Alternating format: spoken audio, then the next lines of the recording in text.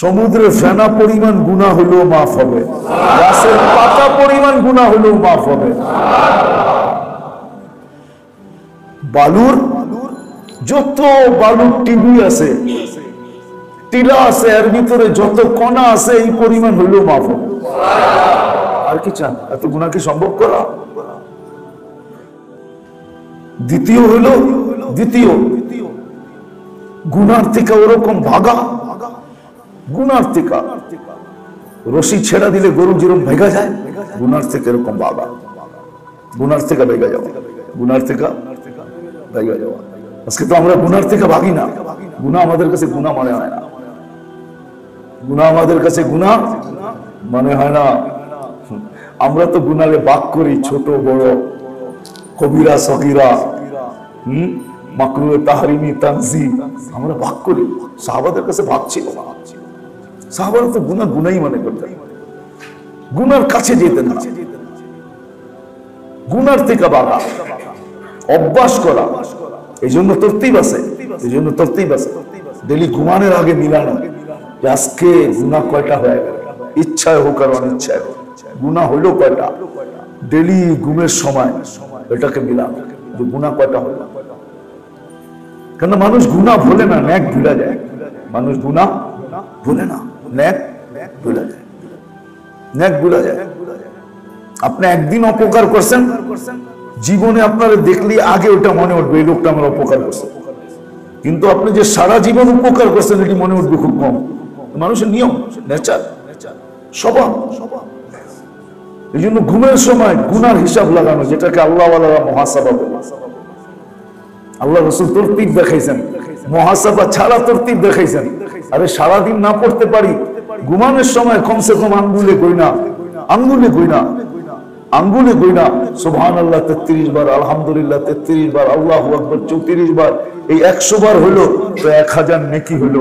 1000 গুনাহ ডেলি করা সম্ভব না।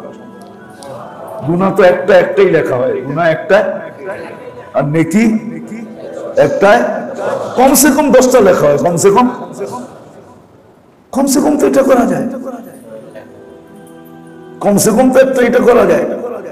যোগ বিয়োগ না করতে পারি যে কয়টা করলাম না, এই যোগ বিয়োগ যেটাকে মুহাসাবা বলে, এটা যদি নাও করতে পারলাম তো কমসে কম তো এটা করা যায়।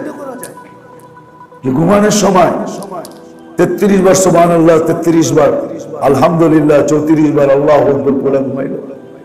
এটাও যদি না করতে পারলো তো 3 বারই পড়ে ঘুমাইলো। আস্তাগফিরুল্লাহ আল্লাযী লা ইলাহা ইল্লা হুয়াল হাইয়ুল কাইয়্যুম ওয়া আতুবু ইলাইহি। 3 বার পড়লো আস্তাগফিরুল্লাহ আল্লাযী লা ইলাহা ইল্লা হুয়াল হাইয়ুল কাইয়্যুম ওয়া আতুবু ইলাইহি। 3 বার পড়লো। সমুদ্রে ফেনা পরিমাণ গুনাহ হলেও মাফ হবে, গাছের পাতা পরিমাণ গুনাহ হলেও মাফ হবে। বালুর যত বালুর টিবি আছে, টিলা আছে, এর ভিতরে যত কণা আছে এই পরিমাণ হলেও মাফ হবে। আর কি চান? এত গুনাহ কি সম্ভব করা? গুনার থেকে বাঁচা, গুনার থেকে বাঁচা চাই। যে যত বেশি যুদ্ধ করবে, আরে আমরা তো যুদ্ধ করি অন্য জায়গায় যায়, যুদ্ধ তো এখানে করা উচিত। গুনার থেকে বাঁচার জন্য যে যত যুদ্ধ করবে, চেষ্টা করবে, হয়ে যাবে আবার ছাড়বে, হয়ে যাবে আবার ছেড়ে দিবে, হয়ে যাবে আবার ছেড়ে দিবে। হ্যাঁ, একদিন হবে হয়তো যে একদিন আল্লাহ দেখা আইসা দিবে যে পরেটা এই করে ফেলে আবার ছেড়া দেয়, এই করে ফেলে আবার ছেড়া দেয়। এই যুদ্ধ দেখতে দেখতে, টানা হেসরা দেখতে দেখতে একদিন আল্লাহ হাইসা দিবে। আর আল্লাহ হাইসা দিল, আপনি ওলি হয়ে গেল, সম্পর্ক হয়ে গেল। এটা আল্লাহর কাছে বড় প্রিয়, এটা আল্লাহর কাছে বড় প্রিয়, বড় প্রিয়। নালি হাদিস কেন আসতো? তাহাজ্জুদের সময় স্বামী উঠে স্ত্রীর মুখে পানি ছিটা দিছে। হ্যাঁ, আজকে সুযোগ স্বামী নিছে, কালকে সুযোগ স্ত্রী নিছে, সে উঠে স্বামীর মুখে পানি ছিটা দিছে, তো আল্লাহ হাইসা দিছেন। আর যার কর্মে আল্লাহ হাসে তাকে শাস্তি দেন। এটা আল্লাহর কাছে বড় ভালো ভালো লাগে।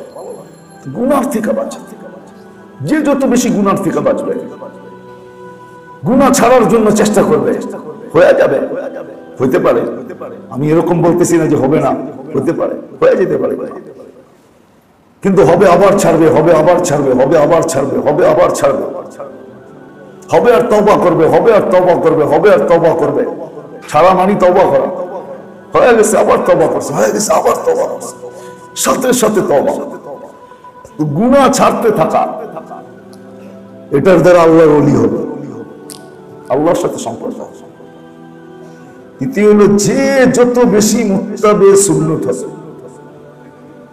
সর্বক্ষেত্রে যখন সুন্নতকে শিখবে আর সুন্নতের উপরে আমল করবে, এর চেয়ে বড় বেলায়েতের দরজা কিছু নাই।